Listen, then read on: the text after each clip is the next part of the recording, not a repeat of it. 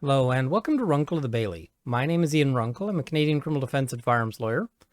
Recently I've been talking about Bill 4, the Firearm Violence Prevention Act out of British Columbia, and some people have not been terribly happy with that. They've said, hey, you say it's this bad bill, that there's problems with it. Show us the problems. And I did talk about some of these issues in an hour-long video, but an hour-long video is an hour-long video. I'm going to try to be punchier here and get right to some of the big issues. And those start with the definitions section. So if we look at the definitions, and this is from Bill 4, it says firearm has the same meaning as in Section 2 of the Criminal Code. So we need to jump over to the Criminal Code, which notes that firearm means a barreled weapon from which any shot, bullet, or other projectile can be discharged, and that is capable of causing serious bodily injury or death to a person, and includes any frame or receiver of such a barreled weapon, and anything that can be adapted for use as a firearm. Serious bodily injury means basically, can it puncture an eyeball, or at least that is one possible test. And this has been confirmed by the Supreme Court of Canada in the case of the Queen and Dunn. So the eyeball test tells us that something is a firearm. Now, many things that count as firearms for the purposes of Section 2 don't count as firearms for certain other provisions, and they're exempted from that by virtue of Section 84 sub 3 of the Criminal Code.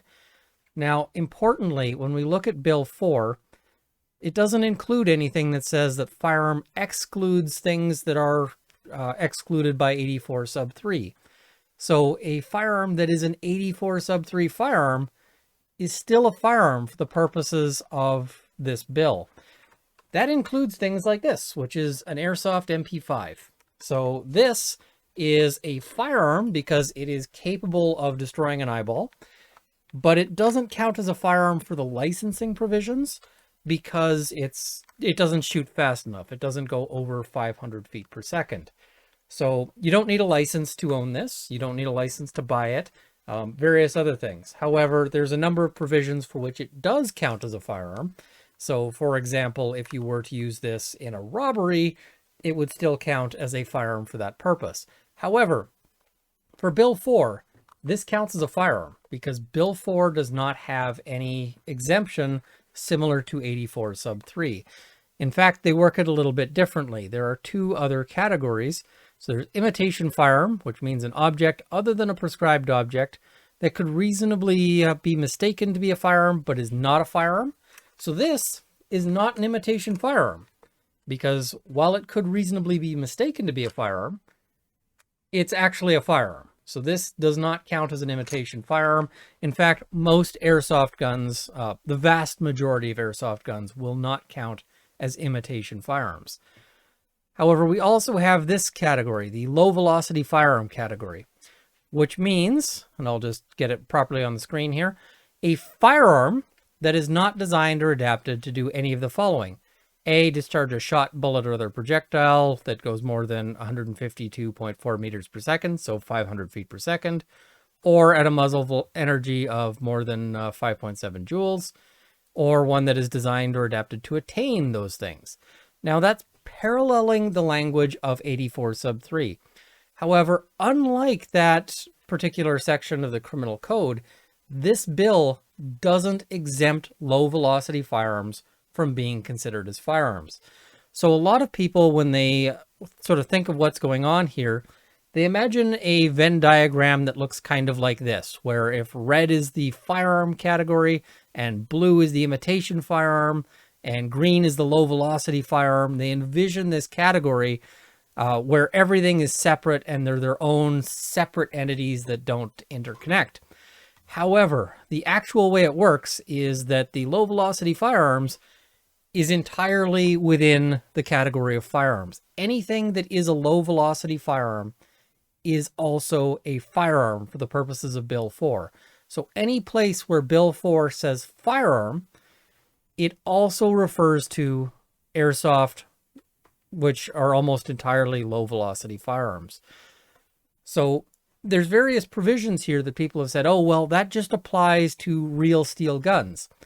Bill 4, however, is not set up to differentiate. Anything that they say you can't do with real steel guns, you also can't do with airsoft. So let's have a look at another sort of problem here. So definitions incorporated from Section 84 of the Criminal Code.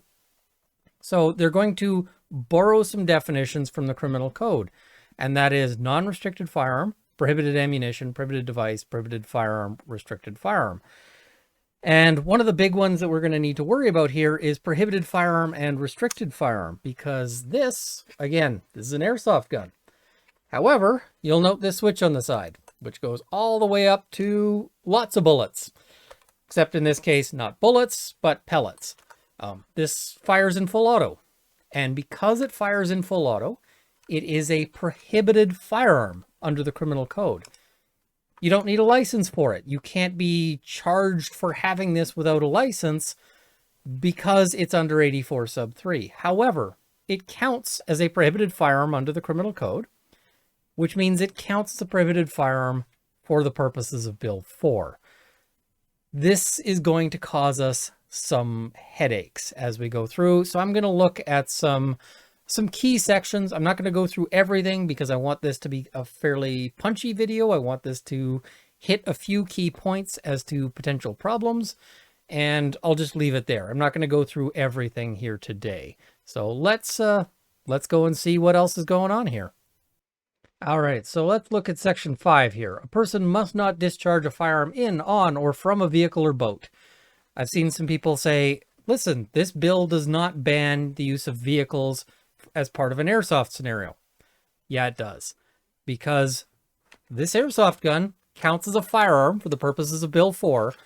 So Section 5, must not discharge a firearm in, on, or from a vehicle or boat, absolutely applies. You cannot, drive any sort of vehicle around and have people discharging airsoft guns from it. They can't stand on top of it to do so. None of that. Now let's look at Section 6. Prohibition against operating vehicles if certain firearms, ammunition, or devices in vehicle. It says you must not operate a vehicle if any of the following is in or on the vehicle: a non-restricted firearm, prohibited firearm, or restricted firearm, prohibited ammunition, or prohibited device. Note that they don't mention low-velocity firearms. However, every single low-velocity firearm, by the definitions in this bill, is a firearm. So, and once it's a firearm, it has to fall into the category of either non-restricted, prohibited, or restricted firearms. There are no firearms that don't fall into one of those categories. So, must not operate a vehicle if that's in there. Okay, that's a bit of a problem. And note that operate applies whether or not the vehicle is in motion. So even if you're just sitting in the driver's seat and, fiddling around with controls and you don't actually get the car moving, still counts. Now, there's an exemption for this because obviously people have to be able to take their guns hunting and so forth. So you don't contravene Section 6 sub 2 if the person or another occupant of the vehicle is authorized under the federal act to possess the firearm, ammunition, or device. Here's the problem. The federal act doesn't authorize anybody to possess this unless you perhaps have a firearm business license. It's exempted, but it's not authorized. This is going to be potentially an interesting question because you might argue that because 84 sub 3 exempts this from being counted as a firearm for the purposes of the section saying when you can and can't possess it, that maybe that counts as being authorized. Note that I said it's an interesting question, and as I've said in many videos, when there's an interesting legal question, that means an expensive legal question. Somebody is going to get to pay a lot of money to answer this particular question. Now, it probably won't be a member of the airsoft community at first. What'll probably happen is that somebody who is up to no good will get prosecuted with this for having an airsoft gun in a situation where they intend to do wrong with it. And the court is going to be inclined to find that they are in violation of this because the court is not going to like that person. However, that sets the precedent. And then when eventually it gets on to airsofters who are just members of the community, now there's a problem. So this is a potential issue. In the case of a prohibited firearm or a restricted firearm, so if you have an airsoft pistol, that is a restricted firearm. If you have an airsoft gun that shoots more than once when you hold down the trigger, that is a prohibited firearm. So lots of airsoft guns count as prohibited or restricted. And you also have to be authorized under the Federal Act to transport and, if applicable, carry the firearm, which again, those authorizations do not exist. And the firearm, ammunition, or device is being transported, carried, or stored in a manner that complies with requirements under the Federal Act. Again, it's not really clear how this applies when these are 84 sub 3. Somebody's going to get to figure this out for many dollars. We get to an interesting thing about prohibition against causing public disturbance with low-velocity firearm or imitation firearm. I find this really interesting because it doesn't actually provide a prohibition against causing a public disturbance with a real steel firearm. Just the low-velocity or imitation ones. I don't know why they did that. However, public place means any place to which the public has access as of right or by invitation, express or implied, whether or not a fee is charged for entry. So, whether or not a fee is charged for entry, this includes a lot of private property. This theoretically could include a paintball or airsoft field, because the public, these places are open to the public, and even though a fee is charged. This language captures places like bars and so forth. And any vehicle or boat located in, an outdoor place open to public view or a place referred to in paragraph A. You must not use, carry, or store a low-velocity firearm or imitation firearm in a manner that causes or is likely to cause a disturbance in a public place. So some people have said, well, you can still play out in the woods. I don't know that that's actually applicable here, because if somebody comes across you and says, hey, if anybody else came across you, who wasn't a, law enforcement or whatever else, that this could cause a disturbance in the sense that somebody might report this. So this makes it very legally hazardous to play airsoft in any place other than very much restricted locations, where you can argue that the likelihood of causing a disturbance is lower. So this Section 8 has tremendous implications, in part because the language here is kind of vague. It refers to causing a disturbance, and so that's probably going to import criminal elements or the case law from the criminal code here. But it's not entirely clear what is going to be considered likely to cause a disturbance in a public place. The court is going to have to sort that out. And this could end up banning a whole lot or not much, and we don't know quite yet. The real core of the problem here is that the criminal code provisions on firearms are really complicated and intricate. There's a whole lot of sections that work together to create something that kinda sorta works. And Bill 4 borrows pieces of that, but it leaves pieces out. And those pieces that it leaves out, in particular Section 84 sub 3, are important pieces. And leaving them out makes Bill 4 operate in a way that I don't think was actually intended by the people who drafted it. I don't think they meant for it to be such a doubtful question as to whether or not you could operate a motor vehicle with an airsoft gun in it at all, because that's going to be something that is expensive to get sorted out. And, I don't know when that'll end up in front of the courts, but it will end up in front of the courts at some point, unless somebody goes in and fixes this legislation before then.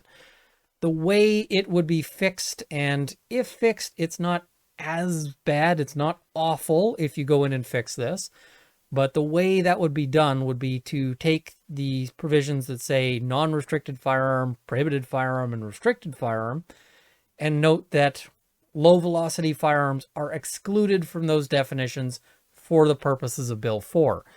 Similarly, they should go through and rewrite the definition of firearm for Bill 4 to specify a distinction between real steel firearms and low-velocity firearms to make those into exclusive categories. Because if all of that is done, this bill starts to make more sense. I still don't like it. It doesn't give anything to the airsoft community, and I really don't like how this was sold as a anti-crime and anti-gangs bill. And most of the stuff it does is aimed at the airsoft community. We're not criminals. We're not gangsters. Why is it regulating your local airsoft store? if that's what they're selling this as. So I don't like those optics as well. But this is kind of the problem I see here. I don't know if Bill 4 is in effect yet. It looks like it will come into effect at some point, sort of specified in regulations. I haven't been able to track down whether that has or has not been done yet. Besides, this video is going to, if I say it hasn't, then that'll change at some point in the not too distant future. But I hope somebody can go back and amend this or fix it before it comes into effect, or that they just decide not to put it into effect because of these problems and because they recognize that it might need some tinkering. So anyway, I hope that this has made it a little bit more clear, some of the issues I have with Bill 4, some of the problems I see.